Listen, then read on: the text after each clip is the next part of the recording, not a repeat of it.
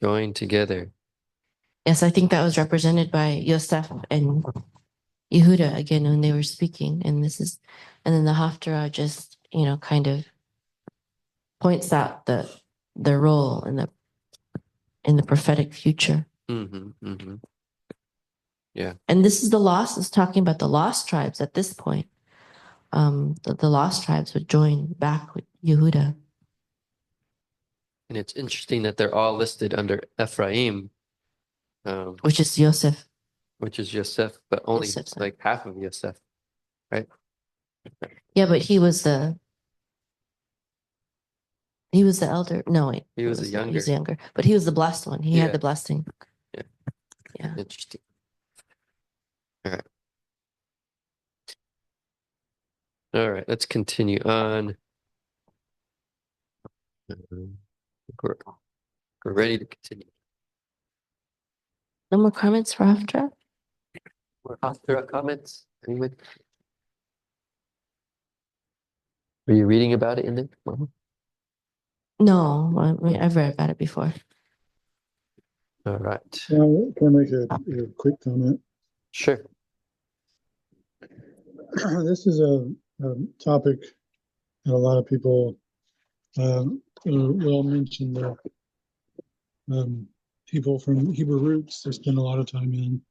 There's movements of Ephraimites, and they want to basically say that there's a separate group that basically don't have to do the Torah, or they can do the Torah as they define it, and it's not necessarily here.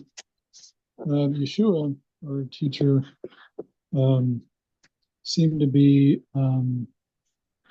his mission to remind us to go and find the lost sheep of Israel. And when they asked what his mission was, he said he only came for the lost sheep of Israel. And to me, there's discussions in the Talmud about Noahides and what to do with the Goyim. Now, Shammai seems to be of the idea that we'll just take people at their word, or we'll just in case they might be a hidden Jew. So even back when Shammai was saying, look, I think he was of the mind that I kind of am, in that how could it be that this huge multitude went out from the mountain, and it's not only the people that were at the mountain, but it said the word of Hashem went out. This is Midrash, went out into the entire world. And those people, some people heard it as lightning, some people heard it as letters, floating letters, and similar to the miracle at Pentecost and the Torah. And the word went out through the entire earth. And so it could be that what Yeshua is saying is go get those people that have that basically their descendant made a decision way back. And it's hard for me to believe that Hashem, there's a Midrash that Hashem went to all the nations of the world, all 70 nations, and he presented the Torah to each of the nations in each of the tongues, and they each rejected it until it came to Israel, and Israel accepted.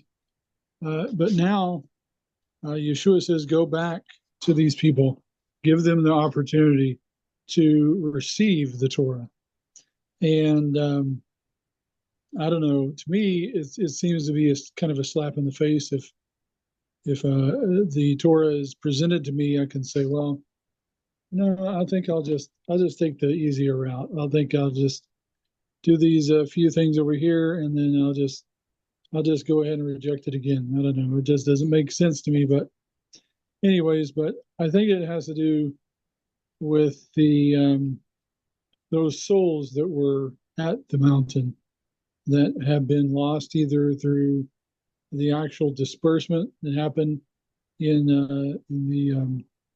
the Assyrians and the different nations that took us out and dispersed us to the entire earth, or those that made the decision at the mountain. So, as Rabbi Nachman says, gather the sparks, and I think Yeshua would say, gather the lost sheep of Israel. Amen. Amen. Definitely. All right. So let's turn in our Sidurs